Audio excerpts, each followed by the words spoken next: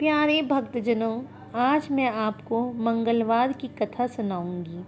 एक गांव में एक साहूकार अपने परिवार के साथ रहता था। साहूकार के दो बेटे थे, एक रमेश और दूसरे का नाम राघव था। रमेश बड़ा बेटा था। उसकी पत्नी नंदनी हनुमान जी की बहुत बड़ी भक्त थी। वह हर मंगलवार को हनुमान जी का व्रत करती थी। साहूकार को यह बात बिल्कुल पसंद नहीं थी। वह पूजा पाठ में जरा भी विश्वास नहीं रखता था। वह अपनी बहू को व्रत और पूजा पाठ करने के लिए मना करता रहता था। एक दिन मंगलवार के व्रत के बाद नंदनी हनुमान जी के मंदिर गई। वहाँ उसके मन में विचार आया कि वह हनुमान जी को चोला चढ़ाएगी। नंदनी जब घर आई तो उसने यह बात सबको बताई। साहूकार ने मना कर दिया, परंतु हनुमान जी को चोला पहनाने के लिए नंदनी ने अपने बचाए हुए पैसों से चुपचाप चोला खरीद लिया और हनुमान जी को चोला पहना दिया। जब ये बात साहूकार को पता चली तो वह गुस्से में घर आया। उसने नंदनी और रमेश को खूब डांटा, उन्हें घर से निकल जाने के लिए कहा। नंदनी ने माफ़ी मांगी और साहूकार नहीं माना और दोनों को घर से निकाल दिया। रमेश और नंदनी गांव के बाहर एक झोपड़ी में रहने लगे, परंतु उनके पास कुछ खाने के लिए नहीं था। वे दोनों भूखे ही सो गए। अगले दिन नंदनी का मंगलवार का व्रत था। घर में खाने के लिए कुछ भी नहीं था, इसलिए रमेश ने भी व्रत रख लिया। शाम को दोनों हनुमान जी के मंदिर गए। मंदिर में जो प्रसाद मिला उसे उन्होंने अपने व्रत खोला।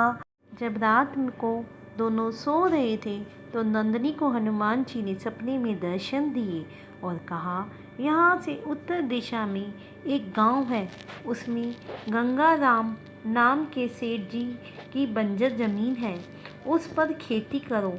इतना कहकर हनुमान जी अंतर ध्यान हो गए। सुबह नंदनी ने रमेश को ये बात बताई, लेकिन उन्हें ये समझ नहीं आ रहा था बंजर भूमि पर खेती कैसे होगी। सुबह दोनों हनुमान जी का आदेश मानकर सेठ जी के घर पहुंच गए। रमेश ने सेठ जी से बात की और कहा, सेठ जी, आप अपनी बंजर ज़मीन मुझे खेती करने के लिए दे दीजिए।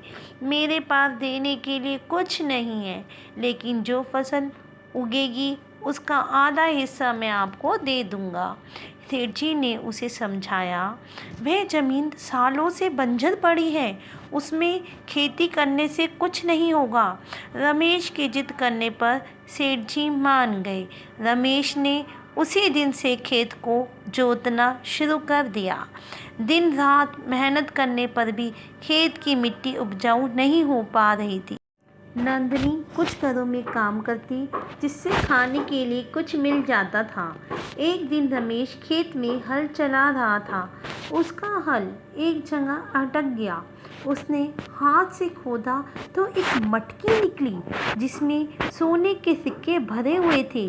रमेश को समझ में आ गया क्यों हनुमान जी ने उसे इस बंजर जमीन पर खेती करने के लिए कहा। वह मटकी लेकर के घर आ गया। शाम को नंदनी और रमेश मंदिर गए। हनुमान जी के पैरों पर सर रखकर दोनों रोने लगे।